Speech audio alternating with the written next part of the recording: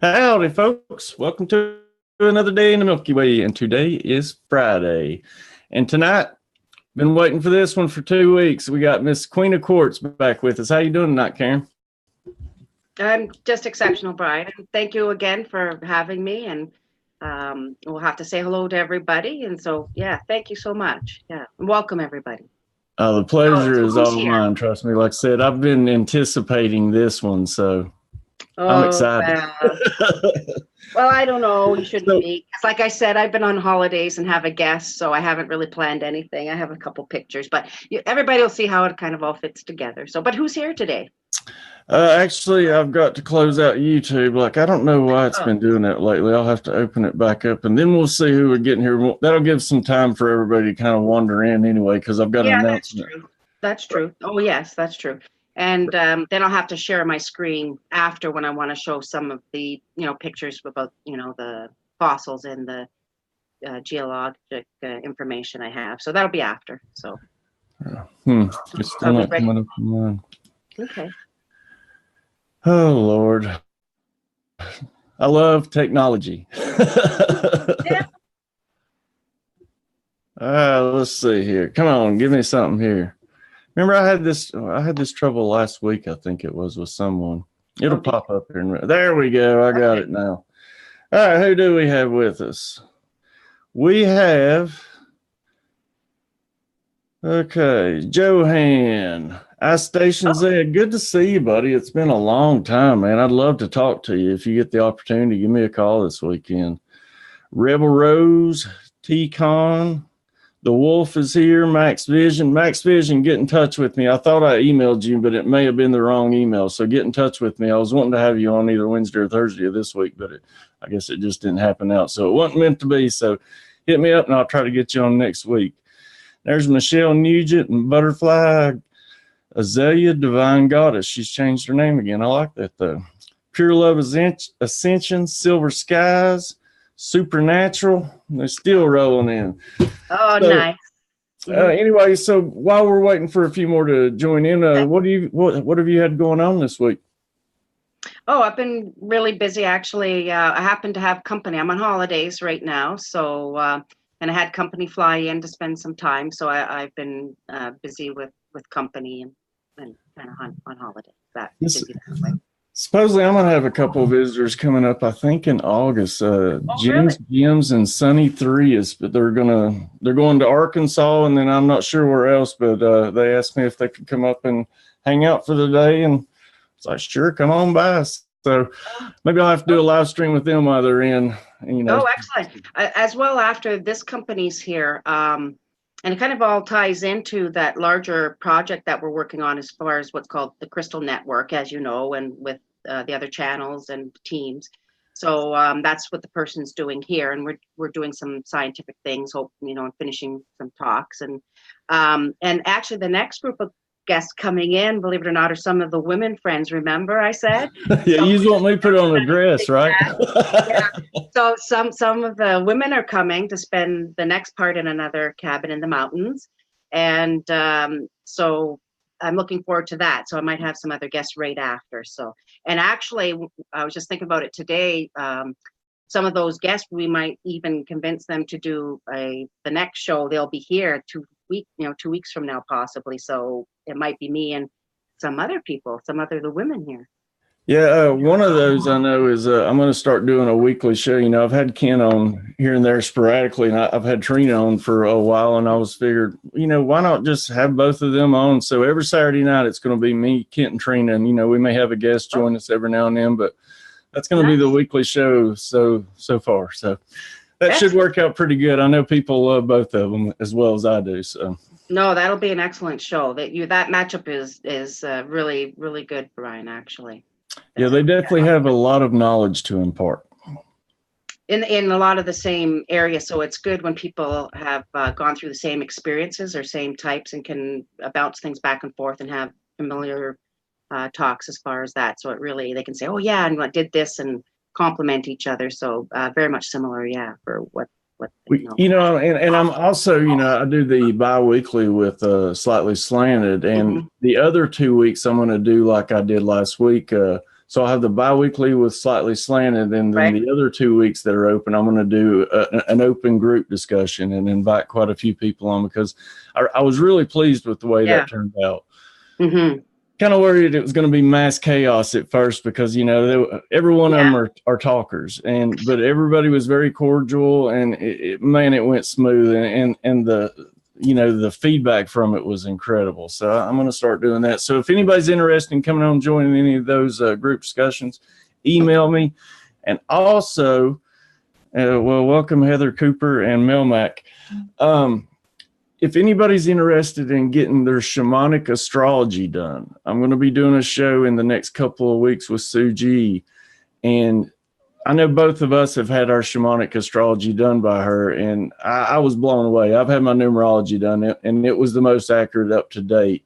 But this shamanic astrology was scary on point. Like, literally, that there wasn't one thing that I could question. It was straight up on point. So if you would like to have your shamanic astrology done, if you would, email me at milkywayweekly@gmail.com and pick a number between 1 and 100, and I'll go from there. But also include your name, your date of birth, the time you were born, and the city and state, country that you were also born. So hit me up and let me know. And trust me, might as well get this while it's free, because this is the most accurate, like I said. And you said, that yours was pretty accurate too, or was pretty much spot on, right? Yeah, I can comment. I was surprised. This was just great timing, because Sue and I, of course, talk, and she said she was going to do this.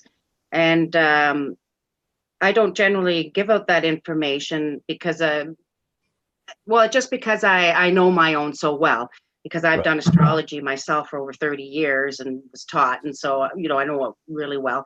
But it's always good to have another person do it, because you miss a lot from the outside perception or perspective of looking in.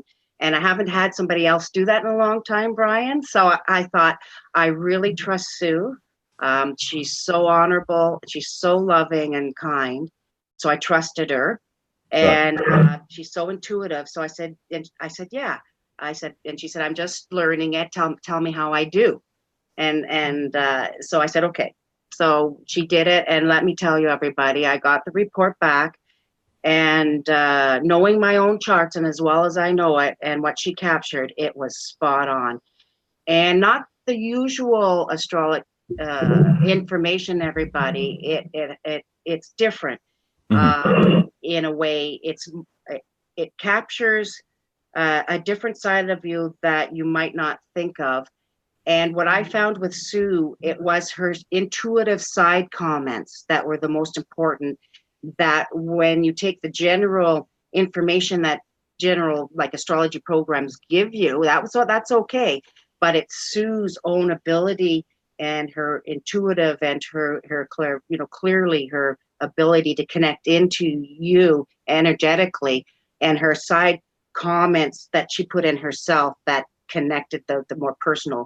That is right on part for me. Yeah, like I said, there was nothing I could contest. It was absolutely spot on. And like I said, it kind of freaked me out.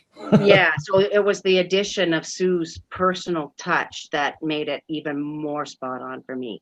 That she was realized even the pattern of who I would associate with me in the past, and why I would have associated with that type of personality, and how I probably have gone through that enough times to have not, overcome that certain pattern, which she was right on, and later in life as well, and experience. So it was just great. So everybody, worth it. Yeah, absolutely. So like I said, if you want your shamanic astrology done, email me at milkywayweekly@gmail.com. I need your name, birth date, time of birth, where you were born, and pick a number between 1 and 100 so I can choose. I've got 2 more that I've got to pick, and we're going to do a 3 total. So, and there's one of you was talking about earlier. There's Trina Phoenix and Pyramid 7. Rebel Rose has joined us. And Heather Cooper. I really need to find out my time of birth. Yeah, that seems to be a trouble with a lot of people. A lot of people don't know their time of birth, but it's really important as far as this shamanic astrology goes. I mean, you need to have it within at least 10 or 15 minutes. I know that. So, well, I'll explain why it's every astrology that it's so important, because with the time of birth, it's your moon changes its position, you see. Right.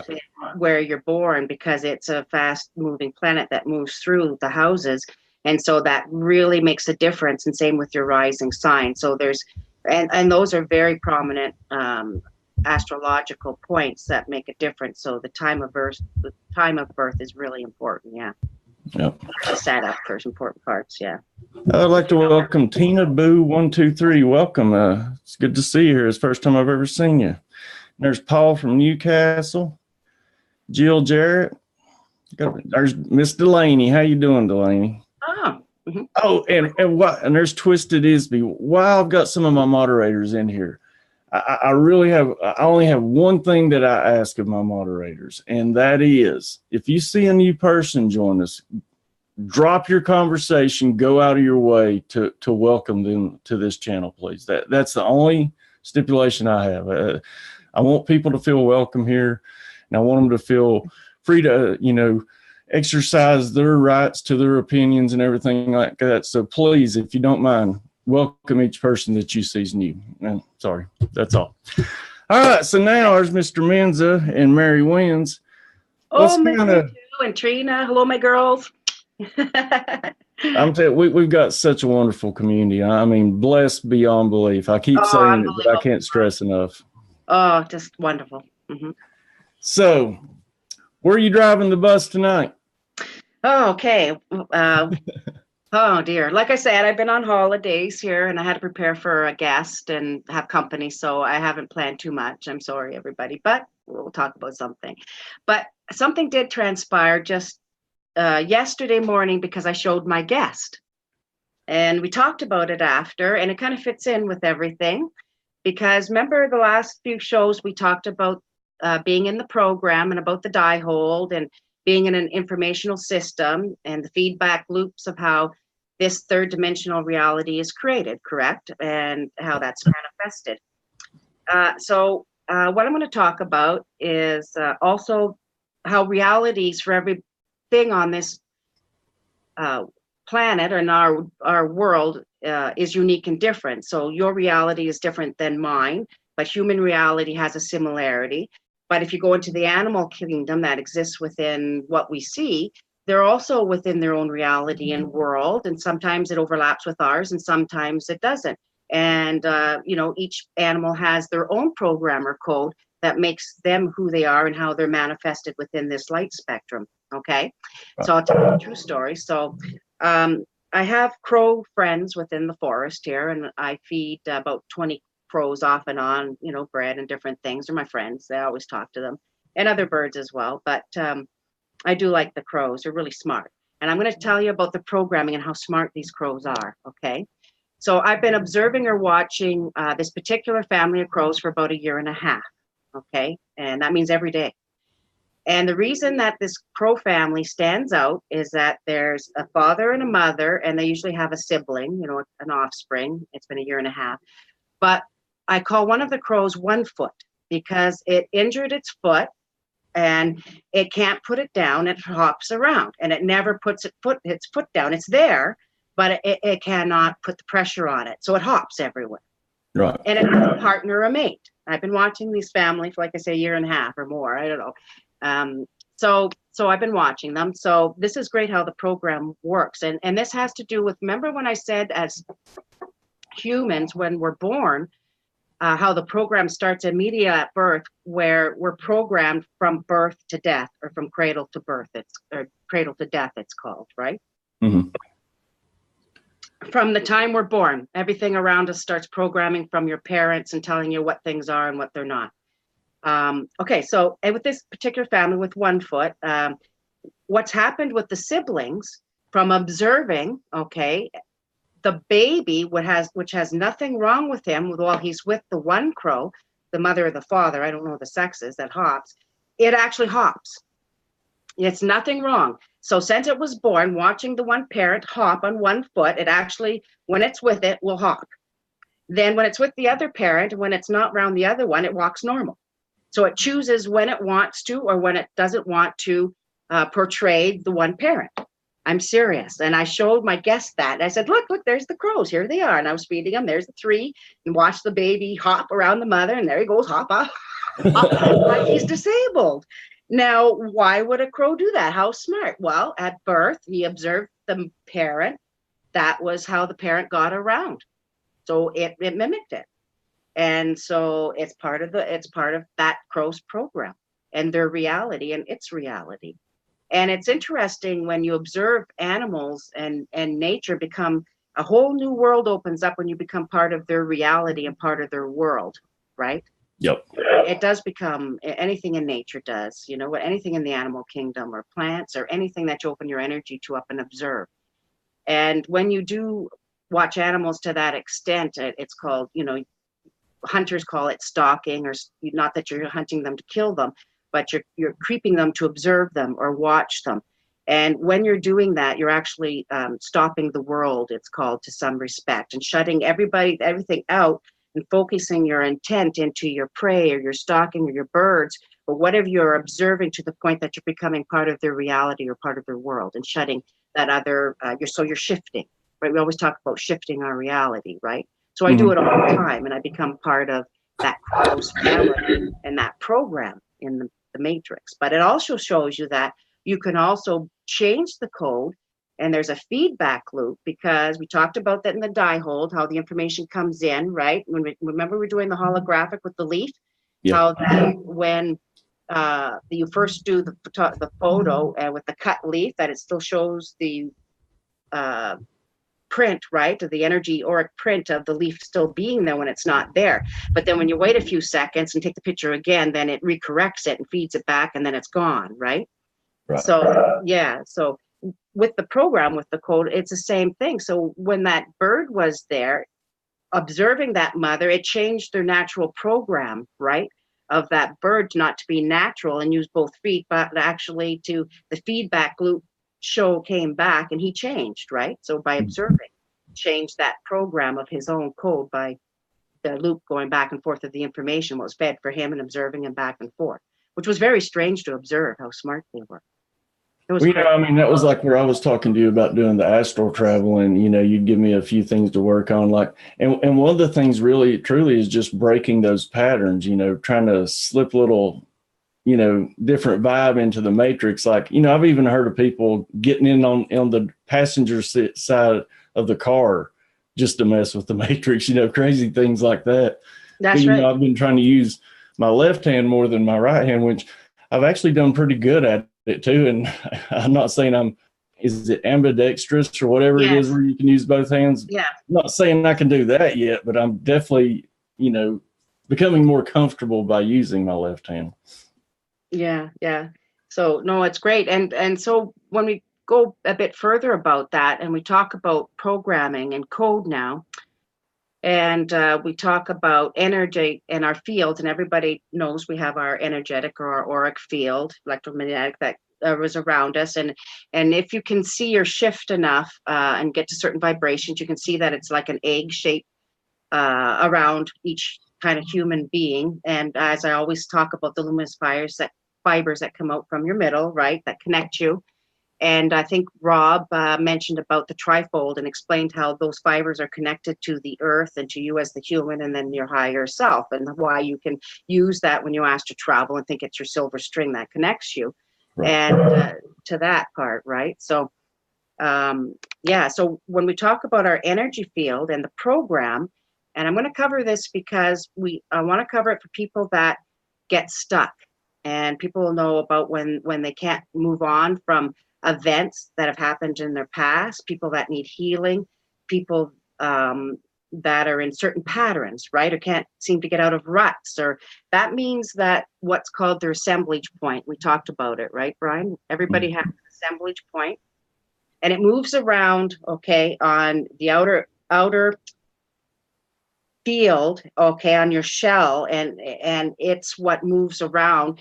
and gives you the freedom when your chakras are open to where your memories and where everything is located of everything you ever did that you have access to. Okay, sort of like a big computer, right? Think of everything sitting out on this database, and your assemblage point sits out here, and depending how you are, it moves around depending what you want access to, including whether you want access to the astral realm or what. And people that are ill and get stuck, it's because their assemblage point gets stuck in an event or a moment in the past or something of great harm, and they go and keep in that pattern of negative and what happened to them, and your assemblage point gets stuck there. And most times it's in your root chakra area where it's that fight or flight or survival mode. And, Right. and so so that's what your assemblage point does. And so the whole goal with people with acquiring energy and opening up their chakras become what's called an open system instead of a cold system, is so you have access to freely move your assemblage point everywhere within your own computer or cell or bubble, that energy field that holds all your history. And that's where you can move it to remember everything, and where you start getting downloads of past events, past information, remember things that happened to you. You can go to different areas. You need to move your assemblage point to astral travel to get to the fifth dimension when you have enough power. You move your assemblage point when you have enough power to the third eye position, right? And that's why it's called third eye, right? Because you have to move that point to see in and out of third eye, right? So the whole idea when you're born, and what we do for some reason as a culture, is we start programming at birth to solidify that point into certain programs and beliefs, correct? And we get stuck in these patterns. And so when people say, oh, I'm awake or I'm enlightened, there's things happen, it's because you've been able to acquire energy and been able to move your own assemblage point into other areas of remembrance and remembering things about yourself and all kinds of things to move you forward in your path. So that's what you're doing, really. Because why they say we always know everything about ourselves, or we always have access and nothing changes, because it is always sitting there. And the person that described it that I know and have done it the same and have traveled is Rob. And he was on your show, and we've talked off and on. And I'm telling you, it's exactly how we say, and about getting to the point in energy and getting to the point of being able to open up that pineal gland and your third eye, and get your assemblage point to shift and turn to the opening like a gate or window to get to the bubble up to the fifth dimension and out and see the grid and see the system, which I've been to as well.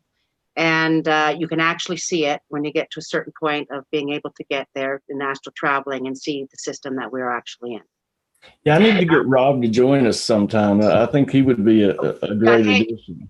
Yeah. Rob and I, we could probably do a good show together, because our experiences are the same, including being to the point of going up to the light beings. And I don't know if I mentioned it. I think I did on the show, to the point where, which is really wild for me, and I wasn't going to really talk about this tonight, that separately, because I just physically met Rob from your other show, but in separate journeys into the astral plane, and the amount of time we've gone and talking to way in different dimensions higher than most people, where the light beings are, call them, or whatever, we were actually both given the same last name.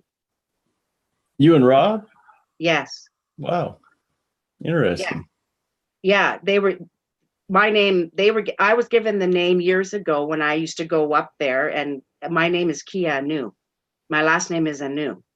And recently, months ago, when Rob traveled there and talking to them independently, his name is Rob Anu. Anu, like A-N-U, like Anunnaki. Yeah, or A-N-A. You do it both ways, but it's pronounced Anu. That's interesting. I definitely want to get y'all on together now. And from the astral plane, and from meeting up and being able to go to that level in astral traveling, right? And being to get beyond the confines of the grid system, outside of that, to that point, right, where you can be part of that and go up to the different dimensions where you have access to the other entities and beings and people. But we went to the same place and were given the same name. I remember there was a group. Sent back with the same jobs and tasks and information. And I know I'd talked to people in the past, and they had experimented with the astral traveling a lot, and a lot of them seem to have witnessed a purple planet. Has that ever come up for you? The only thing that connects with me about the purple planet and why to get the feelings in the purple planet and how I can connect that in, and yes, it's because it goes in hand with where the saying goes about the purple dawn of creation and where we're from. If a lot of people have heard that, correct? Yeah. Have you heard that saying before? Mm-hmm. Okay, so now where I can connect that in sort of is you have to go to the electric universe and you have to go to Velikovsky's collisions, worlds in collision, right? And his whole theory about the proto-Saturn theory, where we actually traveled in space with Saturn as our main sun and the Earth and Mars. And at that time, because of the science and the sun wasn't same, everything was a purple glow or a magenta glow. And that's why our plants were so large. The dinosaurs were huge. The physics was different on the planet. And so, yes, that was our creation. The dawn of creation was in that purple haze within the Saturn being our main sun.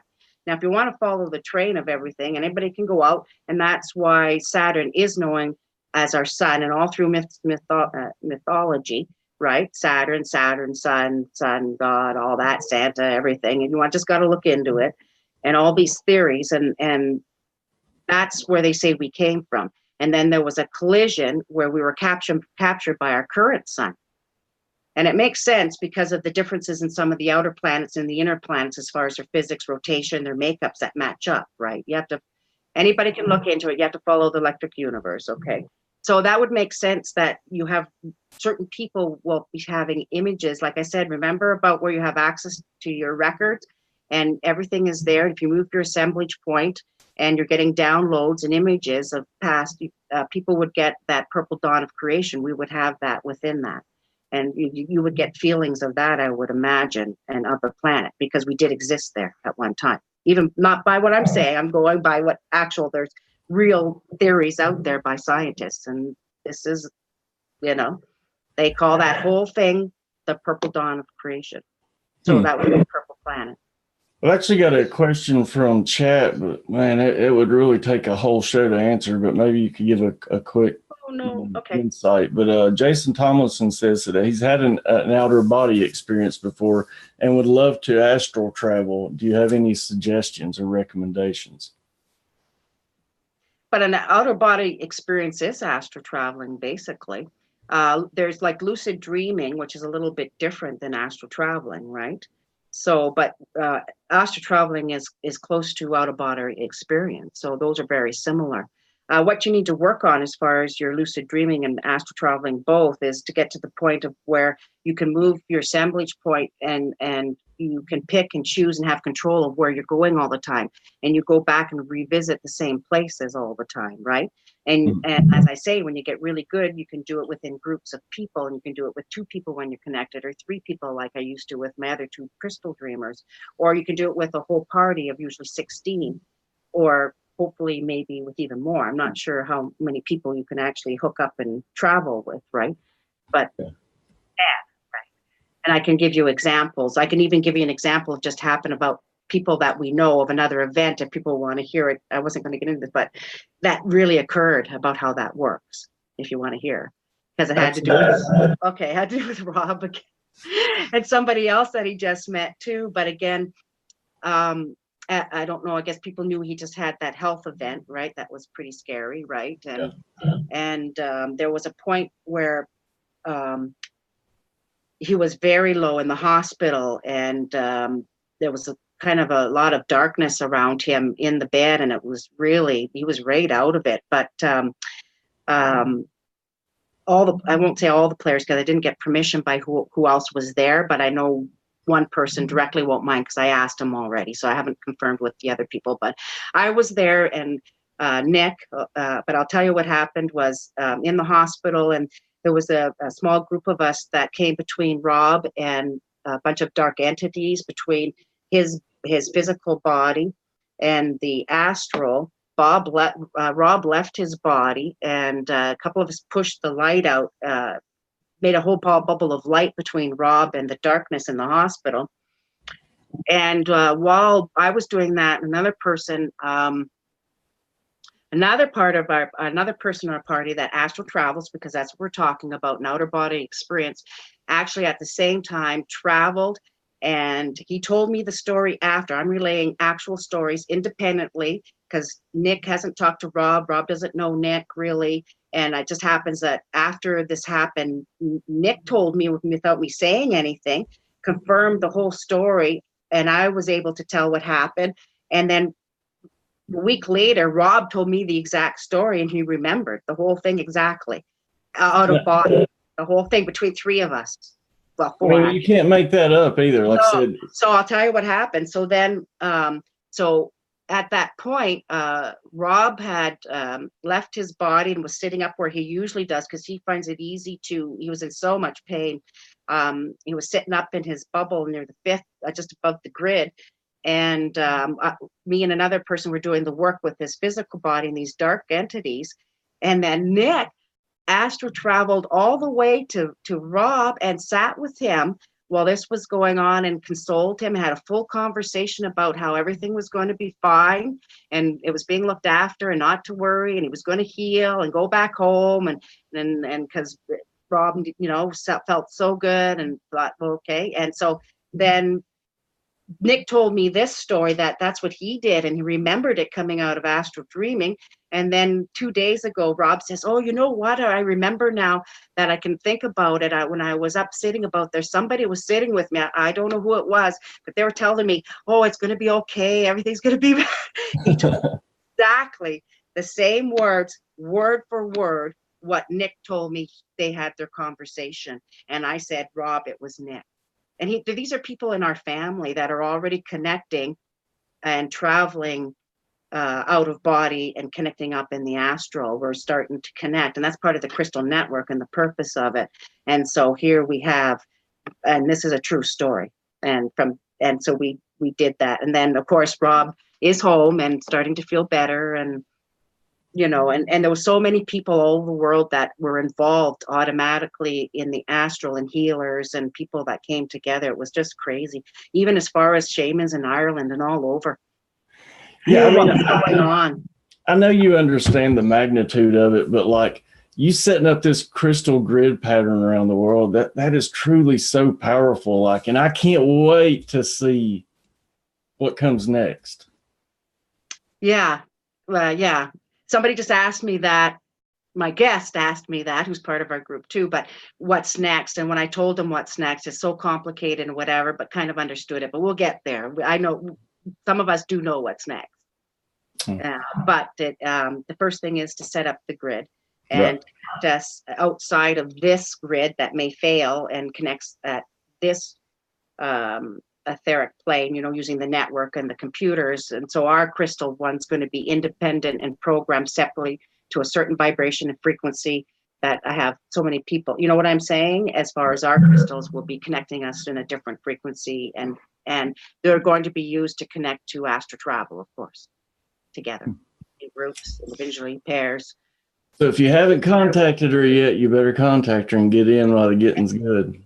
Well, no, everybody. No, I've been, as you know, sending out crystals for this for a year and a half, and they're all over the world getting ready. And all the master crystals are starting to go out. So there's some people here probably. I know I haven't got to you yet, only because I've been so busy, and it is coming together. But we have lots of time to organize and keep going. And I'll probably get into really detail pretty soon on either Wayne's show or coming up on yours once, more details. But yes. It's really coming together, so you can see how it all works and connects together. So yeah, I'm going to put your email while you're talking in. It's queenofquartz@netspectrum.ca, right? Yeah, or just go to my website. My contact information is right on qofq hardrockminer.com too, right? So I mean, yeah, but some people are just lazy. Yeah, just whatever. And yeah, so it's really coming together, and And it's not, eventually, I know I'm putting the structure into place, Brian, and I have the big master crystals and everything. As you saw, one is huge, but eventually there's going to be a group of us making decisions, not just me. It's not, just let everybody know, and the players, including all our powerful women and Trina and everybody. But there is going to be a main master crystal group holder. Then we'll make decisions, and as far as certain things, that need to be decided. I'm not making all the decisions myself. Right. No, it's a group effort. It's a group effort. That's what I'm trying to say. All of love and the right frequency, and I'm just responsible for putting the network into place. And as you know, that is my professional career. I rolled out the network you're on. I helped roll it out. So I'm going to roll out this one, which is a little bit different. So, do you post anything on your YouTube channel? No, I'm going to. You know what? That because I never go there. But yes, you know what I'm going to do? I have just a friend's very interesting artwork that's very significant. If you want to watch it, it has to do with all this at a level that's unbelievable. But it has sacred geometry all throughout it. If you want to. Oh yeah, definitely. You need to post some of it because people were asking in the chat. That's why I was asking. What I'll do is I was thinking of I'll upload all my interviews because everything does connect in the stories, and first thing I'll do is I'll upload all my interviews on there. So. Welcome BTW70, Chloe, and Toth Amon. Sorry. Just wanted to welcome you. So I wondered if there was anything before I get into the geology pictures I have about. I just wanted to relay that crow tale and about the reality and about the program and how they even have their own programs in code to be a crow, right? And how that's manifested from the mineral kingdom all the way up, right? So, and how can you observe that? They're so smart, right? I mean, I almost go to say that a lot of animals are smarter than we are. Yeah. And it's interesting because if you watch and pay attention, you can become part of the reality or world. You can come in and out, just like it's part of shifting, just how you can get used to shifting in and out to lucid dream or astral travel in your sleep states. You're practicing that. Say, I'm giving people things that they can practice. See, you can practice shifting even that in your reality by observing nature more, going to nature, leaf gazing, fog or water or observing animals. And for long periods, like I said, I've been observing these crows for 1.5 years. You have to do it for quite a period of time to get their own cycles and patterns and trends and get to know them, right? So, I'm sure. Yeah. Okay. Any questions, or does anybody? Not that I see thus far. Okay. I'm keeping an eye out though. Okay.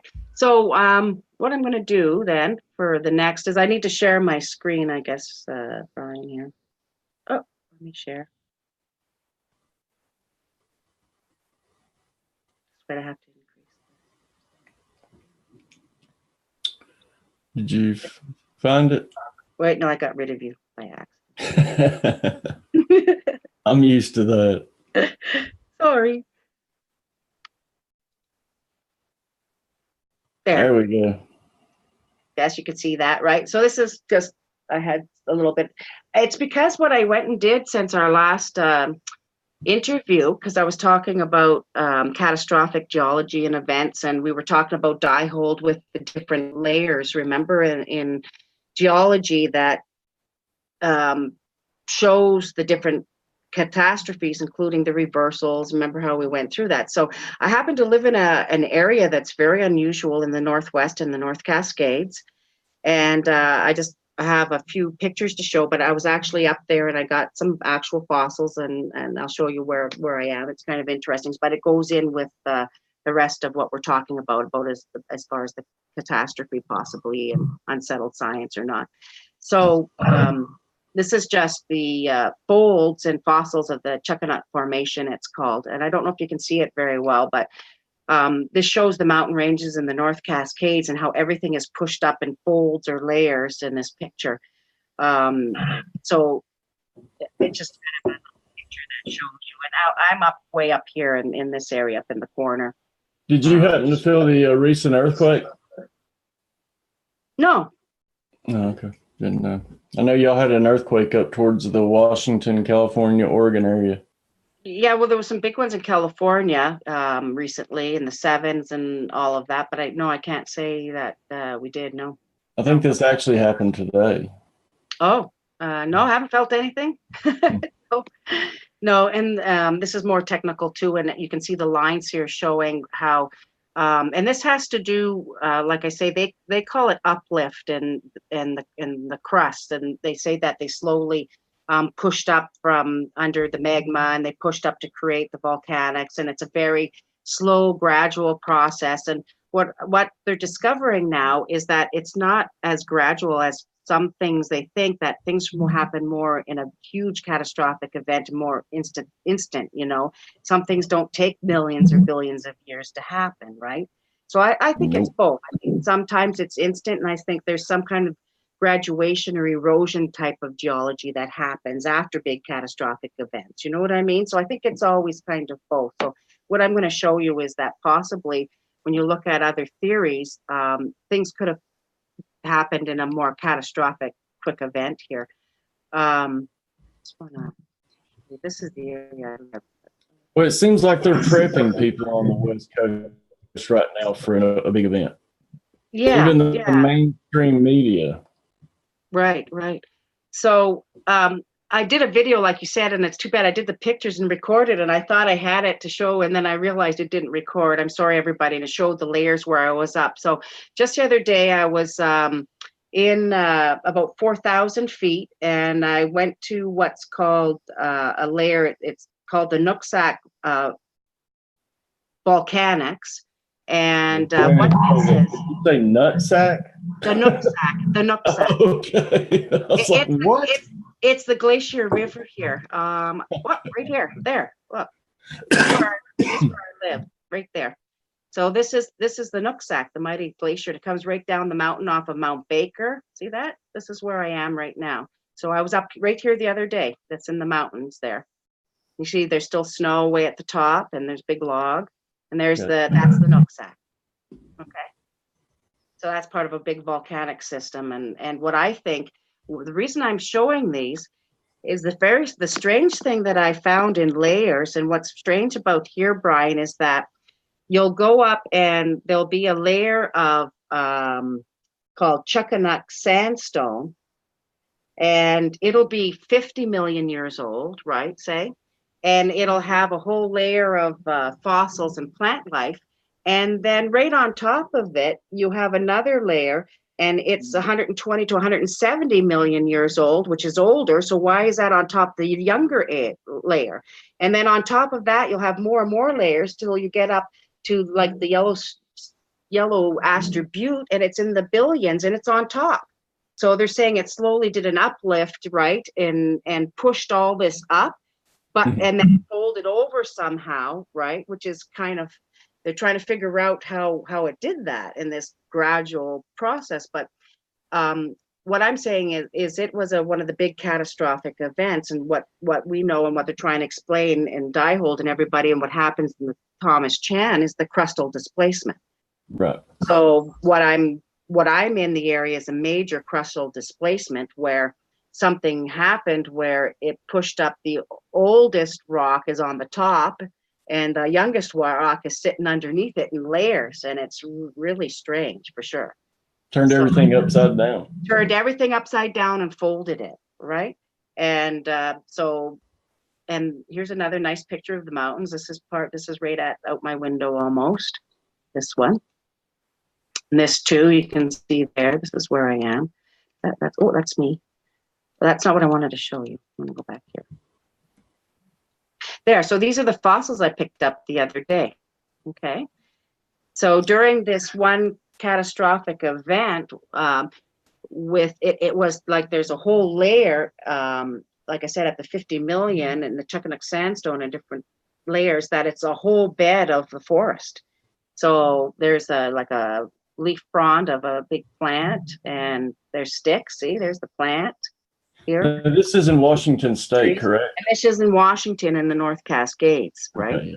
So, because we're talking about catastrophic events, so I'm showing you actual where I went, and there's signs of the catastrophic event here, and where I'm showing witness to the different levels when I looked at it. And I should have had like I said, I tried to do a picture where there was a big major event that happened in a crustal displacement, because like I said, you have the oldest stone on top in layers, and then younger stone, and then old, you know what I mean? So something major happened at one time, for sure, in this area. And it was very, you know, so, and so I wanted to show you, I showed that bird in the age range because this was found right here at my doorstep. I want to show you this. There. So this is right here. This was found right in the Nooksack Volcanics and the Chuckanuk Sandstone, and it's a big bird predator. This is its footprint, okay? And it's a bird that's 8 feet tall and had feathers. It doesn't fly, and they were vicious, and they're found at where I was, and this is the level I was at, about 4,000 feet. So this shows you how old the rock is there. But here's the bird, look. Well, you know, they're finding that a lot of these dinosaurs and things like that weren't all scaly like they're portrayed. A lot of them had feathers. Had feathers, yeah. So this was a great big giant bird. So, and this is what it looks like. See that? And so, and it was huge. It was like 8 feet tall, 10 feet tall, and just vicious. And you know what's really funny? You won't believe this, Brian, believe it or not. I just watched a movie, guess last night, called 10,000 BC. And in the scene, the natives, the ancient warriors, are traveling across the land, and they're in this tall, tall grass, and they have these exact birds attacking them in the movie. If you watch it, I'm telling you, they're exactly these, and they're eating them out of the grass, these great big birds, and they look exactly like this in the movie. So these are real fossils. So, and there's the real fossil there with the woman. See that? There's the real one. So you said they're about 8 feet tall? Yeah, or taller, because look, she's, you know, how tall that would be, I guess, if she's 5 feet or so, right? And there's the fossil from the area. That was the geology thing. So I say I didn't prepare that much. But I just wanted to, like I said, I didn't record the most important one that I thought I recorded because I was standing right on the wall, and it showed the layers. It was so obvious. It had the dark layer of the fossils I just showed, and then it showed the lighter Chuckanuk Sandstone, and then the older layer. You know what I'm saying? It was so obvious in the wall, and that's the part that didn't record. I did a video, so I'm sorry. So. Twisted Izzy in the chat asked, do you think that the Tyrannosaurus Rex had feathers? And to be honest with you, I didn't used to think so, but the more that I've looked into it, it's quite possible. Yeah, and I wanted to say again, because like about science and about what we think and how things happen again and how things get fossilized. Again, I have to go back to that one article that happened recently in Alberta, where the power lines fell on the trees that they were cutting, and the jolt, the electricity that went through it was so powerful that it fossilized those trees instantly. And this was recent. So it tells me that with enough charge and plasma discharge and how our electricity in the universe works, when that things become fossilized, or can be instantly, and not something that takes, like they think, and sometimes thousands or millions of years to happen. Well, that kind of gives credence to the micronova theory, you know, because there is evidence of a pole reversal happening at a gradual rate, but there's also evidence of a pole reversal happening at the snap of a finger.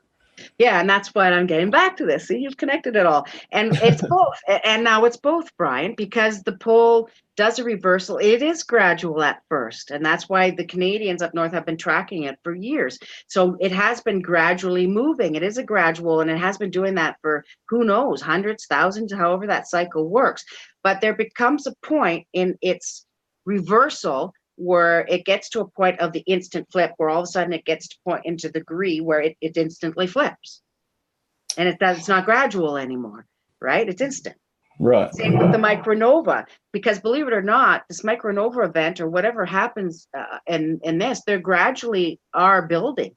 Our weather is changing. We're going through the extremes. We're going through the minimals, for the cooling, and it is doing it. We are seeing signs. It is gradual.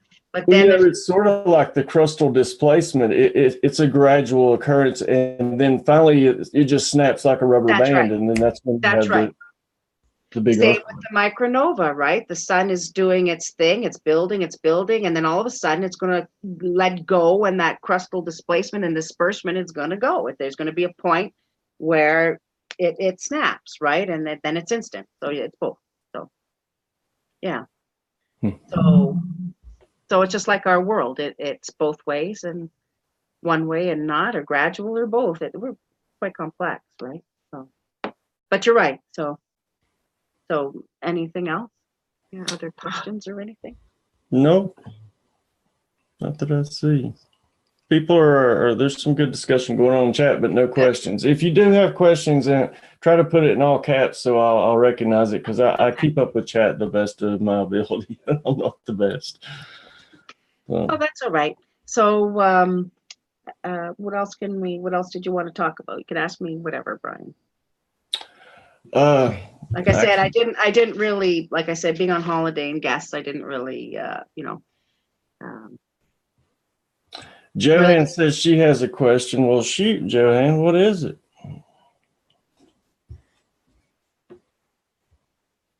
Waiting. Okay. Bueller.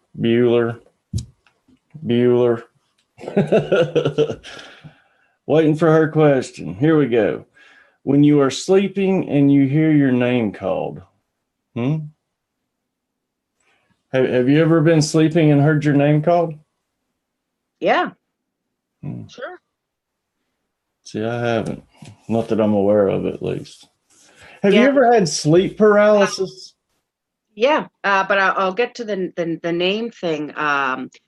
It happens more for me when I was actively in the triad with the crystal dreamers, where you get used to your partners and meeting up in the astral, and then when you go into dreaming, when you meet up, they can call your name, right, to grab your attention. I had one person that would call my name to grab my attention, but I had what to look for, and most times occur, you'll get a grabbing of your arm.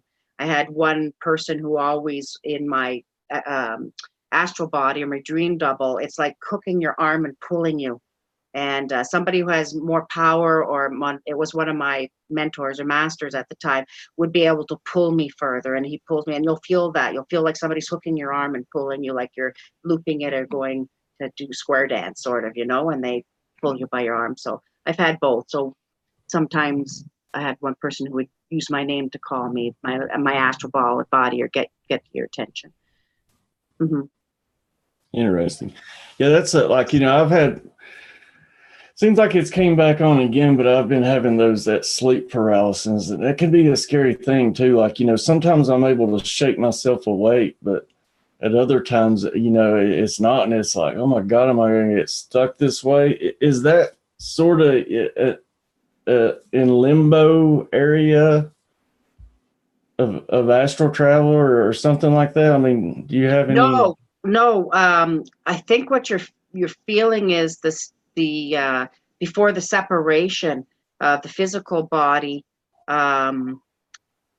your avatar shape, because once, you know what I'm saying, it's your energetic double separating and moving out to get ready, and there's sort of a paralysis, letting go. You have, there's a fear thing that you're going through, and that you're going to, as far as making that complete step out, away from, you'll be in that paralysis until you completely move out of the body.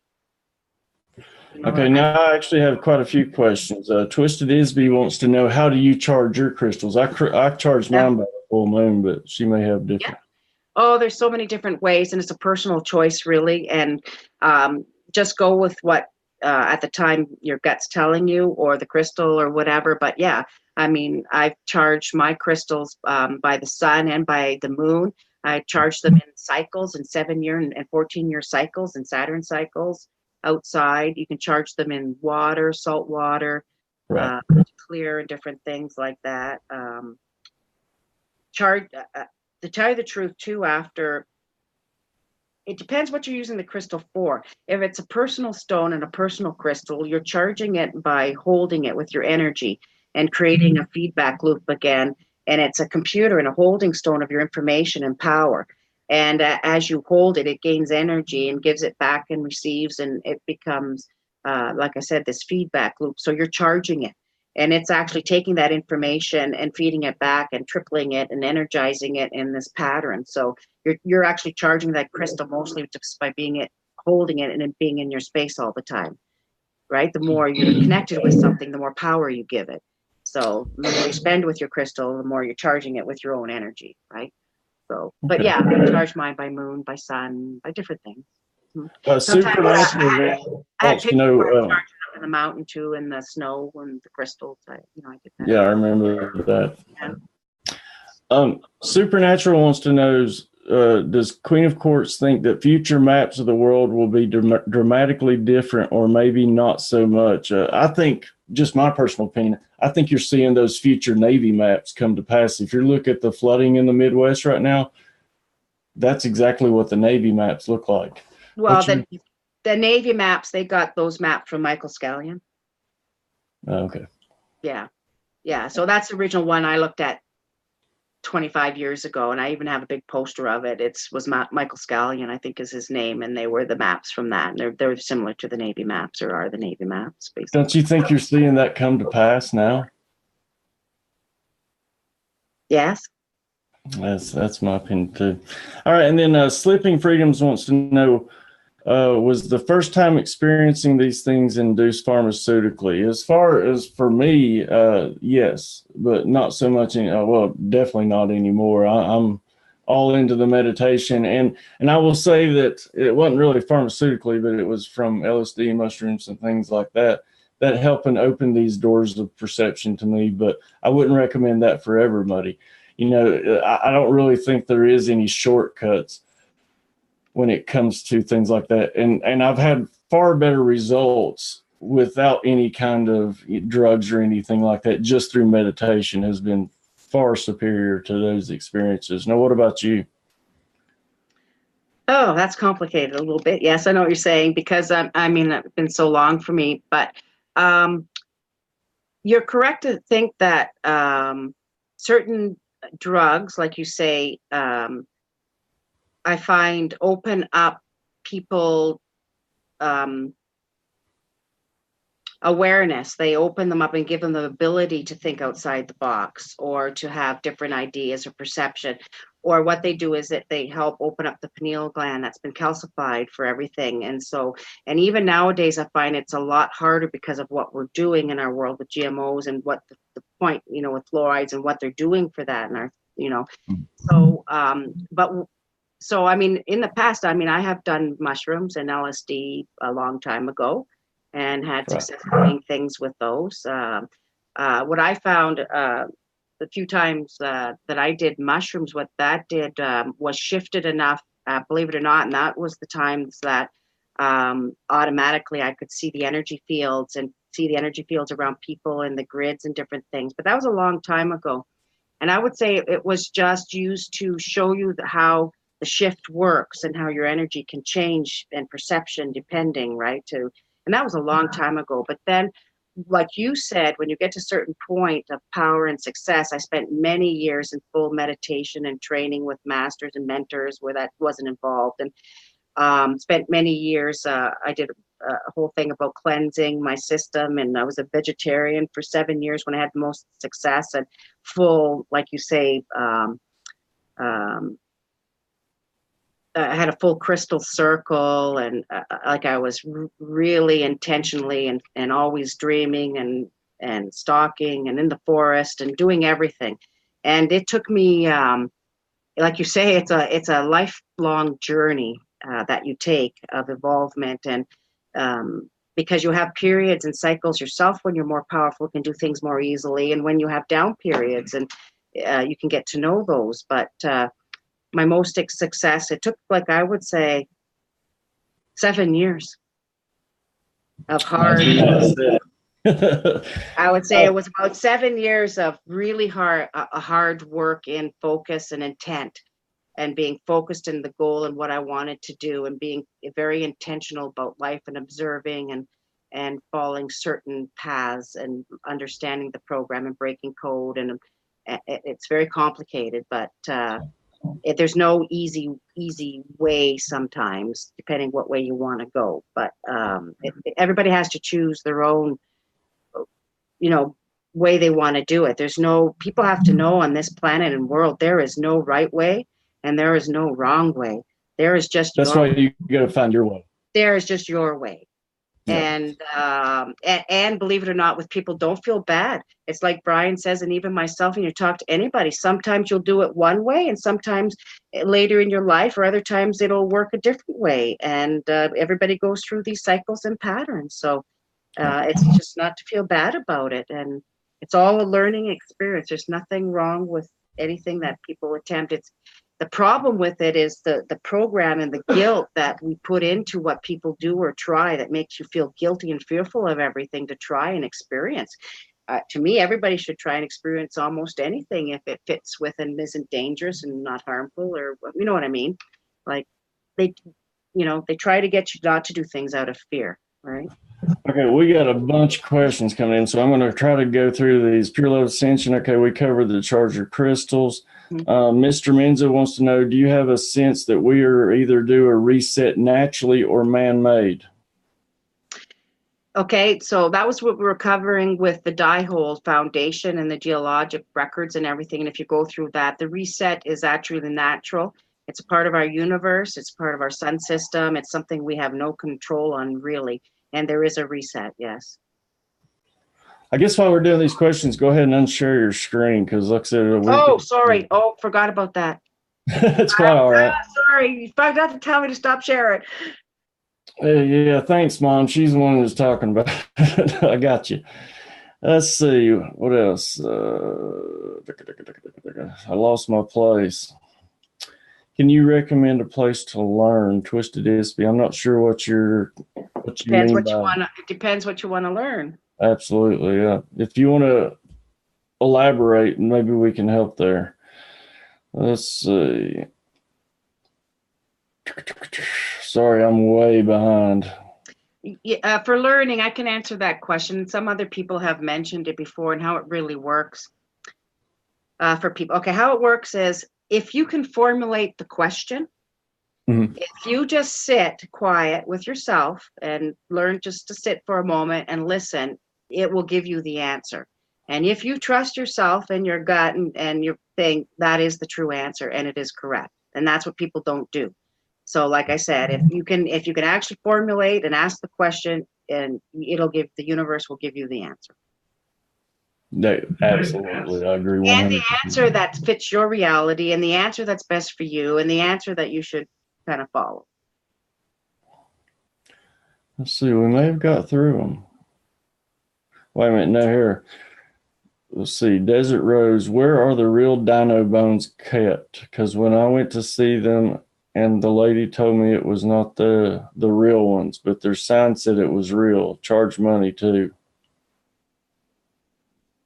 Is she talking about at the museum? Some of the museums where the bones aren't real and they're casts actually. Yeah, I'm assuming they're probably where you're gonna think, where like Wayne said, and where the real stuff is, they keep all that stuff locked away in behind and stored and stuff. All the most valuable things aren't on display. They're all replicas mostly. Yeah, most of the stuff is under lock and key. Yeah, the most valuable information. I'll give you an example. You just have to look into, even because of my background as far as information and technology. My goodness, you wouldn't believe how high secure and how they store that stuff in caverns below and top security and elevators down and fingerprints, and it's just computers and data and information. You'd think it was, so can you imagine other things that they keep, how they store it in the Vatican and all that stuff? And well, it's amazing. It's like, I talked about where Oak Ridge National Laboratory is, testing that the portal to a parallel dimension, which to me, that means they've already done it. But I found out that, one of the tunnels, the offshoot tunnels, pretty much, and I live an hour and a half from Oak Ridge, but pretty much one of the tunnels goes right under me.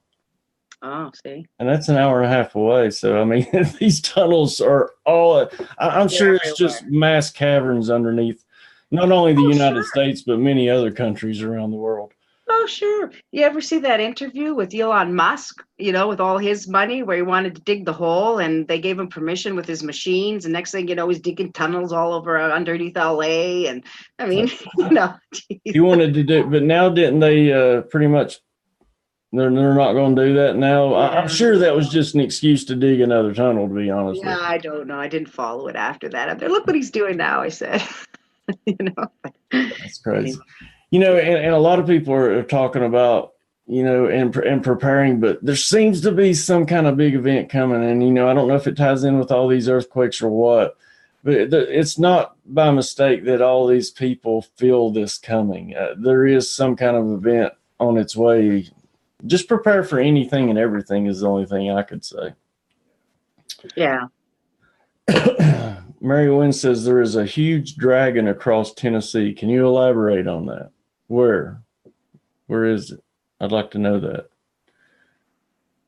All right. Well, I don't really see any more questions. Do you have any thing that you would like to add? Today? No, I don't think so, except because we talked about reality and being in your own reality and the power that gives you, right? Yeah. And take ownership and responsibility for yourself and your life and energy, and go with power and listen to yourself. I mean, because really, because of knowing and being out there and have traveled and how we're connected. And it's interesting because everybody wants to give authority to everybody outside themselves, including pretending that voice they hear is, and they're channeling other entities and angels and Michael, and they're doing that. But in reality, everybody, the only connection you have and the only voice you hear is your own, to your higher self. So, and that's who's talking to you. You can call them whatever you want. I just never ever bought into that. I never, that connection I have, I always knew it was me and my higher self. I never gave it another name. I never ever said it was an angel or a guardian this or a Michael that, or whatever people want to call that voice that they think they're channeling. It's you. And that's what I want to tell everybody. Long time to figure that out. Listen to yourself. Like I said, it took me a long time to figure that out. I was always like, why can't I get in touch with my higher self and all that? And then finally I found it. And most of the time it is so simple. But that's who you're talking to when you're sitting there going over things in your mind and all that. And I've said the same thing. I think when people think that they're talking with these angels, archangels, whatever, you're communicating with your higher self. Yeah. You can call it what you want, but sure, you could call it whatever you want. I mean, but really, but you see, once you've got to the point of traveling outside yourself as much and shifting and going astral traveling and going outside and seeing that grid system and seeing what we're in and seeing how it works, then it's quite easy to see that that's the reality and that's how you're connected exactly. And I'll tell you another thing. I trust my higher self more than I do communicating with these entities and things out there, because you don't know what you're communicating with. That's right. And you don't want to invite that in, really, so I'm not saying we don't have access to other entities and beings and things like that, but I'm talking about that direct connection that everybody talks to, about that voice, and that, that's always directing you your whole life, and that you're channeling and getting these downloads and important information and those aha situations and the deja vu. And I could go on and on about all that. That's the direct connection between Mother Earth, you, and your higher self, where we actually reside. Yeah, absolutely. So, yeah. Okay. Well, another good show. Oh, don't forget, people, if you want to do the shamanic astrology, like I said, it's going to come up in the next couple of weeks. MilkyWayWeekly@gmail.com. I need your full name, your date of birth, the time of birth, including AM or PM, and your location of birth. And I need that time of birth to be as accurate as possible. So don't forget that. Tomorrow night, like I said, I'll be having Trina and Kent on. It's going to be our weekly show. And then Sunday, to be honest with you, I haven't got that locked down. So if anyone wants to join me, email me. Maybe you can come on Sunday. So, Karen, thanks again as usual. And so I'll get to see you again in 2 more weeks. Is that correct? Yes, I believe so. And you never know, I might even have a guest or two with me. Anytime you just let me know and give me their emails and I'll send it. I'd be more than happy. But I Well, love having these I think you. discussions. I think you already have some of their emails. I'm sure I probably do. I'm But sure. anyway, love everybody, and thanks for showing up. And you too, Brian. And everybody have good couple weeks, and try to do something unusual and unexpected for somebody you love. Absolutely. Tomorrow night I'll be on at Surprise. 10 o'clock, not 9. And let me go ahead and refresh everybody. All my shows are at 9 p.m. Eastern from now on, except Saturday night, and that one will be at 10 p.m. So thanks for tuning in. Tune in tomorrow. Karen, as always, love you. Love you too. Remember, folks, be the frequency you want to receive. Share that love and light. Have a good night.